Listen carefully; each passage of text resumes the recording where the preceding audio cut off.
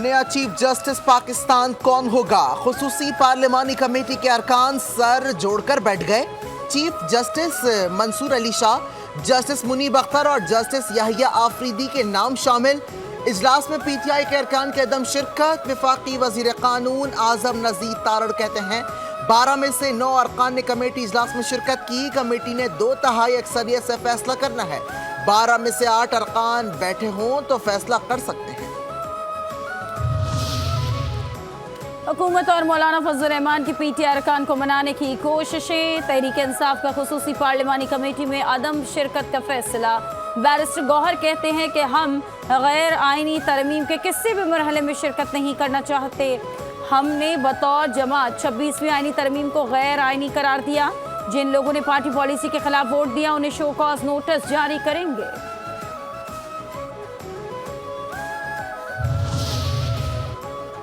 Senior तरीन जज को चीफ जस्टिस ना बनाया तो पूरा पाकिस्तान ब्लॉक कर देंगे। वजीर आला खैबर पख्तूनख्वा अली अमीन गंडापुर का ऐलान।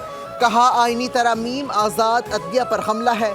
आईनी तरमीम को नहीं मानते, इस बार पूरा पाकिस्तान ब्लॉक करेंगे। हमारा एहतजाज हुकूमत से जान छुड़वाने तक जारी रहेगा। ये हुकूमत अपनी ज़ात के लिए फैसले कर रही है। ये आइन को तोड़ते और लोगों के ज़मीर खरीदते हैं। जबर करके समझते हैं हम पीछे हट जाएंगे, तो ऐसा नहीं होगा। आइनी तरमीम के हक में वोट देने वालों को पार्टी से निकालेंगे। ज़ाती मफादात के लिए वफादारियां बदलने वालों से हिसाब लेंगे। हमारे लोगों से गन पॉइंट और जुल्म सितम से वोट लिया गया।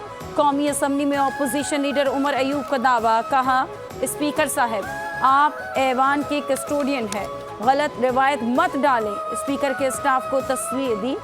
इस बात की इंक्वायरी कराएं, यकीनी बनाएं कि सीसीटीवी वीडियो डिलीट ना हो। पीटीआई अरकान के इकबाल से मुतालिक झूठी खबरें फैलाई गईं। आज़ाद अरकान छुप कर नहीं, खुलेआम पार्लियामेंट आए। तरमीम पर आज़ाद अरकान ने ज़मीर की आवाज़ पर वोट दिया। विफाकी वज़ीर इत्तलात अताउल्लाह तारड़ का कौमी असम्बली में इज़हार ख़याल। कहा निज़ाम अदल की बेहतरी के लिए 26वीं आइनी तरमीम नागुज़ीर थी। आइनी तरमीम के तमाम कानूनी अवामिल पूरे किए गए। तहरीक इंसाफ इंतशार का शिकार है।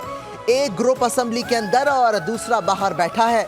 ये अपनी अंदरूनी धड़ेबंदी को पार्लियामेंट के खाते में न डालें।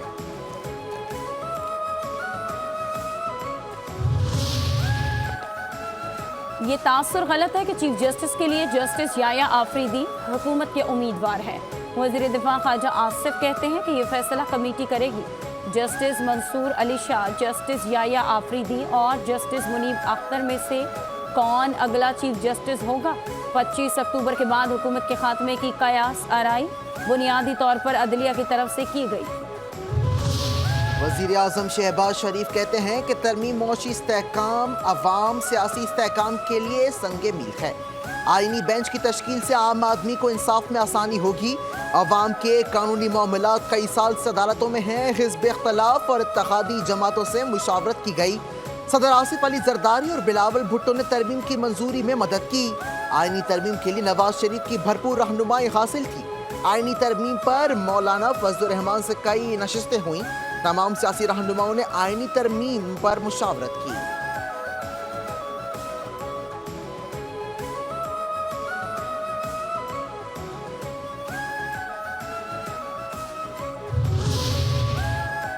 एक जज का रास्ता रोकने के लिए कल सब कुछ हुआ। महमूद खान अचकज़ई की पार्लियामेंट हाउस के बाहर मीडिया से गुफ्तगू। कहा अदलिया पर तनकीद की गई, इल्ज़ाम लगाए गए अदलिया इतनी भी बुरी नहीं। कई ऐसे जजेस थे जिन्होंने 4 मार्शल लॉ अदवार में भी हक का अलम बुलंद किया। कई ऐसे जजेस भी थे जिन्होंने पीसीओ के तहत हल्फ नहीं उठाया। सिंध बलूचिस्तान के जजेस ने जुल्फ़िकार अली भुट्टो के केस में इख्तिलाफ किया। कल ड्रामा हुआ, इसका दुख है। हम सबको इकट्ठे बैठना होगा। हम आइन की बालादस्ती की बात करते हैं। हर इदारे को अपनी हद में रहकर काम करना होगा। रिटायरमेंट से कबल चीफ जस्टिस काजी फाइज ईसा चैम्बर वर्क पर चले गए। जराये के मुताबिक जस्टिस मंसूर अली शाह का बेंच कमरा अदालत नंबर 1 में मुंतकिल हो गया। चीफ जस्टिस पाकिस्तान काजी फाइज ईसा चैम्बर वर्क के दौरान फैसले लिखेंगे। चीफ जस्टिस काजी फाइज ईसा 25 अक्टूबर को रिटायर्ड हो जाएंगे। नए चीफ जस्टिस के तकर्रुर के लिए 3 सीनियर जजेस के नामों पर पार्लिमानी कमेटी आज गौर करेगी। 26वीं आईनी तरमीम के खिलाफ दरख्वास्त खारिज कर दी गई। चीफ जस्टिस काजी फाइज ईसा ने 2 सफ़ाहत पर मुश्तमिल फैसला जारी कर दिया।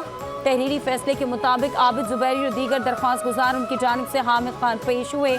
वकील हामिद खान ने आगाह किया कि उनको दरख्वास्त वापस लेने की हिदायत मिली है। 16 सितंबर को दरख्वास्त पर रजिस्ट्रार ऑफिस ने 8 एतराज़ात भी आयद किए थे। आबिद जुबैरी के वकील हामिद खान ने दरख्वास्त वापस लेने की इस्तदा की। दरख्वास्त गुजार उनकी जानिब से दरख्वास्त वापस लिए जाने पर खारिज की जाती है।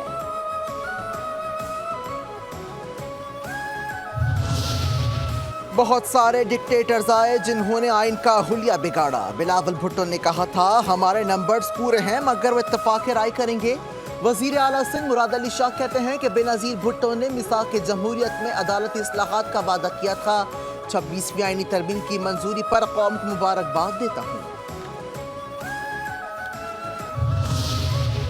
पीपल्स पार्टी मिसाक जमहूरियत की तकमील में सुरखरू हुई। गवर्नर पंजाब सलीम हैदर ये कहते हैं कि तवक्को है कि आईनी तरमीम से निज़ाम इंसाफ बेहतर होगा। 26वीं आईनी तरमीम पर सियासी कायदीन को मुबारकबाद देता हूँ।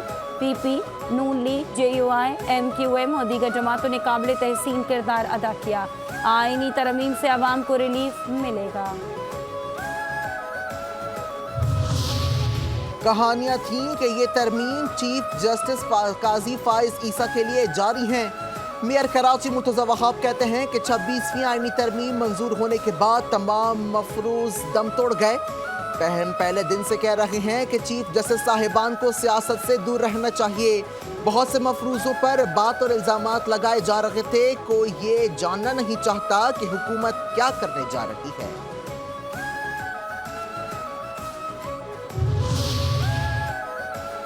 छब्बीसवीं आईनी तरमीम को सिंध हाई कोर्ट में भी चैलेंज कर दिया गया। दरख्वास्त इलाही बख्श एडवोकेट की जानिब से दायर की गई। दरख्वास्त में वफाक वजारत कानून और दीगर को फरीक बनाया गया है। दरख्वास्त में मौक़िफ़ अपनाया गया कि आईनी तरमीम पास करके अदलिया की आज़ादी और रूल ऑफ लॉ के खिलाफ वर्जी की गई। आइन के आर्टिकल 175A में तरमीम करके सुप्रीम कोर्ट में जजेस की तैनाती में इंतज़ामिया की मुदाखलत बढ़ा दी गई। इस किस्म की तरमीम अदलिया की आज़ादी और अदलिया को इंतज़ामिया के मातहत करना है। आईनी तरमीम के सेक्शन 8, 11 और 14 कलअदम करार दी जाए।